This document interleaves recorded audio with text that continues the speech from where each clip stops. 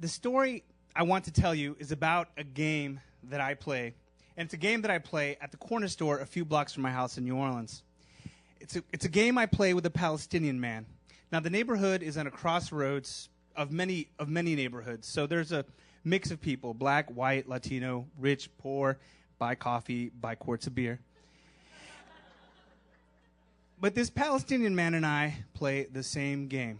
He's about 40, about my complexion, my nose, and we could be cousins. He always greets me in Spanish.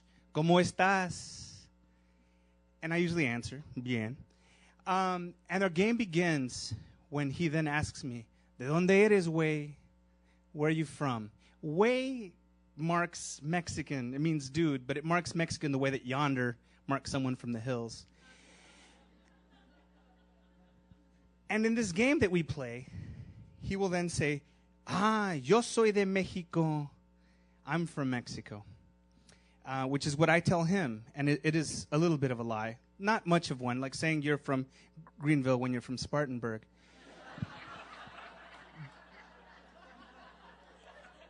A little bit deliberate, but convenient. And so when I answer back, what the game goes, I grill him on geography until he makes a mistake.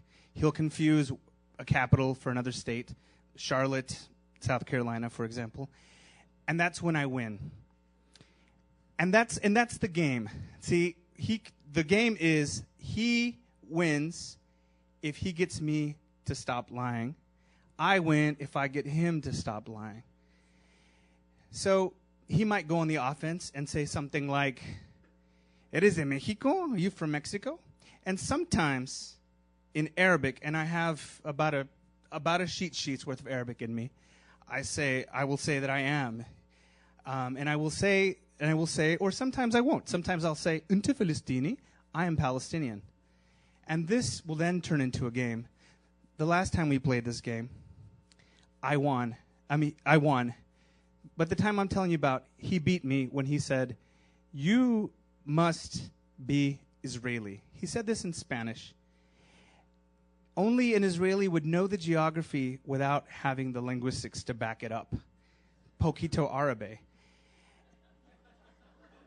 And I had nothing to respond. He won the game. But I think sometimes about this game that we play. Why do we play it? And on one level, we play this game because we both are people who do change the way they speak. I've seen him speak with black customers in an inflection that is African American. With whites, it sounds air-conditioned, hotel concierge, polite. And he greets me in Spanish. So I know this myself. I have adopted New Orleans as my city. I use the word bebe to mean as a term of endearment. I use the word be, the word to feel like I belong. I be working at a university. And I do. I teach English to international students, people from Venezuela, from Senegal, from Saudi Arabia. And I speak with an English I know I didn't master in my adolescence. It's an English I learned maybe in my adulthood, one that I don't always keep. So in that, if I were to say something to him, to say explicitly to him, I think I would say, you almost passed, but you didn't. Right? But that doesn't mean that in trying to pass and failing, he's trespassing. And I say this to him, it's your linguistic domain. Do with it what you will. And I think I tell him that to calm myself too. Because speaking, walking in someone else's tongue is an exhausting, exhilarating thing. And what it does is it forces you to stretch the line from where you are and where the world is. What happens is complicity. And that complicity it's grammatically awkward. It's togethers, not a together.